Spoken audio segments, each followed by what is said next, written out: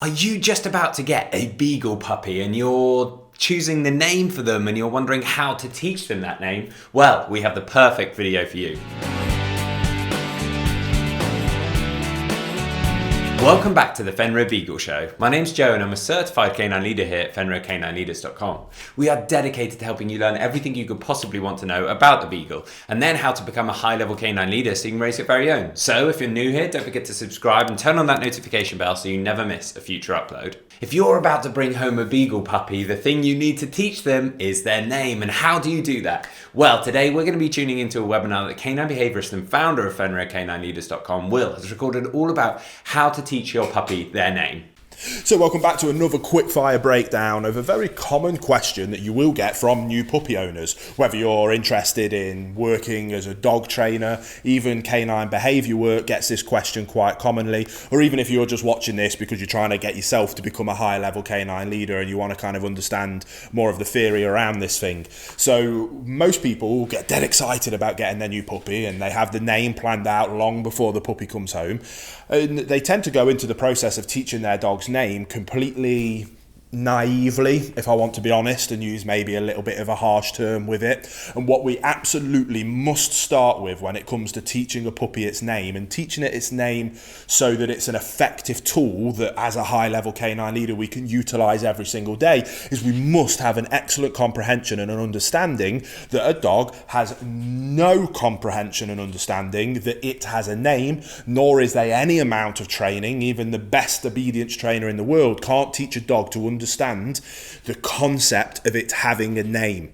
What we need to understand is that a name to a dog is nothing more than an additional command. Again, I think one of the reasons so many people struggle with their dogs right now is because of anthropomorphization, which, if you didn't know what that term means, it means basically attributing human-like behaviors or emotions to an animal. Too many people are treating their dogs like children and babies, and they baby them and they utilize their name in that kind of fashion. And we need to remember that when we talk, we have language and communication. Not only are we speaking a foreign language to a dog, at least when you hear someone speaking a foreign language, you get the concept, oh, they're communicating just in a language I don't understand. A dog has zero comprehension that that's even a form or methodology of communication. And what we need to do is assign that, which is basically just noise coming out of our mouths, because they have no comprehension that that is words and that those words represent meaning in any kind of form. But we need to make them understand that this noise that is coming out of out of our mouths, that we have assigned as their name, is nothing more than an additional obedience command. So when the owners that you're working with kind of have that light bulb moment, first of all, it's an excellent opportunity to start going down that process of more effective communication with our dogs, and how people can build those better relationships when they understand that if we understand them as dogs and treat them as dogs, that actually that allows us to build the better relationship than if we babied them and treated them like children and babies. So it's a really fun, engaging conversation that you can have with new owners to be able to start them down that path of kind of understanding that thing that's probably more of a macro issue, but we can help them understand the macro theory and issue using this micro issue or thing of teaching a dog its name. So what we then do is we go through explaining, okay, awesome, you understand that concept now, that macro overarching theory that a dog will never know it has a name, and that it's simply assigning this noise that comes out of our mouth to a very basic and simple obedience trick. Just how we would teach a dog that the term sit means I want you to pop the behavior of your bum going on the floor is assigned to this word. I've marked this noise coming out of my mouth is assigned with that behavior, and if you do that from me, something good is going to happen. That's obviously a very positive reinforcement based approach to it. When it comes to teaching a dog its name, we want to take a very positive based approach to teaching a dog its name, but if we now know it's nothing more than an obedience kind of trick or command, what do we want it to be? Well, the way that I teach all of the clients and people that I work with is that the dog's name simply means stop what you're doing, look up to me for guidance and direction, because another command is about to come your way that I need you to listen to. So again, when you think ahead of maybe you've had dogs in the past, but when is it that you actually use a dog's name? Well, there's usually one of two things. First of all, you're speaking to another human and you want to let them know that you're referring to this in particular dog. So we might use that dog's name. That's irrelevant to our relationship with the dog and the way that we work with our dog. That's absolutely fine. We will remove that from the table.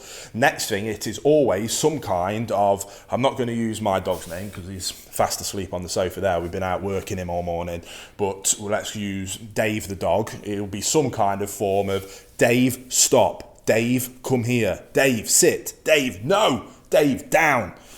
It's always some kind of getting their attention, and then I want you to stop doing something, or I want you to do something. So again, it might be Dave, no. Dave, stop. Or it might be Dave, come. Dave, heel. Dave, sit. Dave, stay.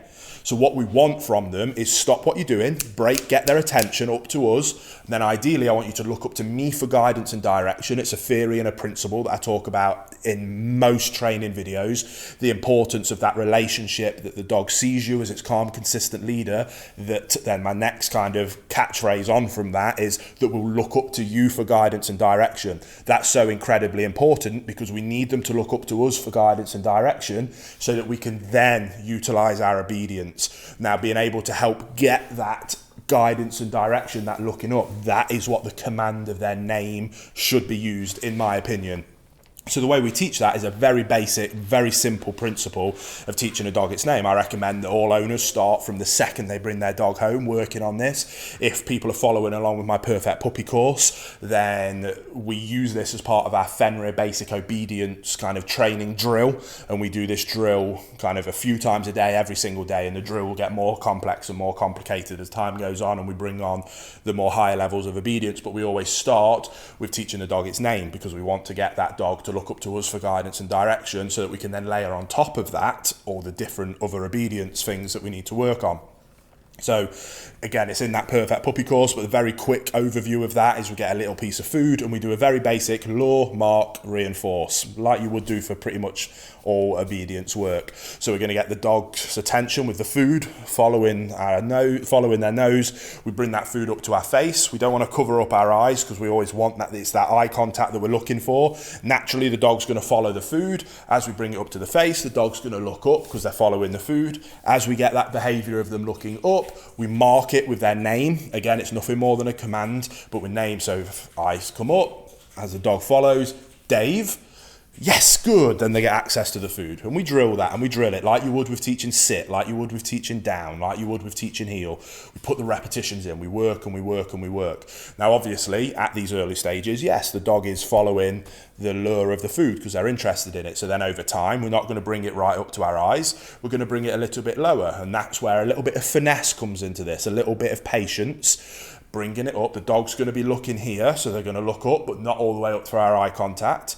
We're going to bring it up, we're going to remove all the excitement and we're going to patiently wait. And I promise you, if you put those drills in right up at the eye contact, you are going to get a little glance from the puppy. They're staring at the food here, they're staring, they get a little bit confused, followed by looking up. And that's the gem moment. When we get that look up into your eyes, we mark it and then we heavily reinforce it with praise, food. Oh, who's a good boy? Yes, Dave. Who's a good Dave? Yes. Lots of praise. Let them know, I love what you just did. Then we repeat that. And again, you'll very quickly get to the point where the dog's looking up.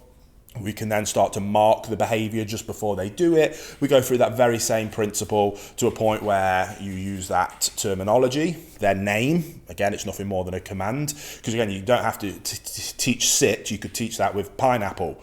And you could get a dog to sit with pineapple. It doesn't matter what the word is because a dog has no comprehension of language or words. It's just a noise that comes out of our mouth that we associate with a behavior. So whatever you want to name your dog is irrelevant. It doesn't matter. It can be literally anything in the world as long as we're consistent with it, and we do this as part of the training. So again, this is one of those things that it's a small micro piece to the puzzle of dog ownership and canine leadership, but we can utilize it as an excellent teaching method and opportunity to teach the more macro picture of relationship and communication with our dog and get into that higher level level of understanding and being able to treat them like a dog, to then be able to build a better relationship with them as a dog. When we do that, dogs aren't filled with anxiety and fear because they trust in you as a calm, consistent leader, which then means they don't spiral into reactive and anxious type behaviours, which is riddling the dog population of the world at the minute. So again, very simple process, but a really excellent opportunity, something that we can be extremely positive and fun about. So get out there, whether you're working with clients or working with your own dog, get out there, have some fun with it, and make the most out of what is quite an easy thing to achieve really quite big results with a micro piece of information. There you have it, guys. Some really useful tips and tricks from Will there, all about how to teach your Beagle puppy their name. I really hope you enjoyed today's video. If so, get involved in the comments down below, as we would love to hear from you. Don't forget to subscribe and turn on that notification bell, as we have 2 dedicated videos coming here every single week. So I can't wait to see you in the next episode of the Fenrir Beagle Show.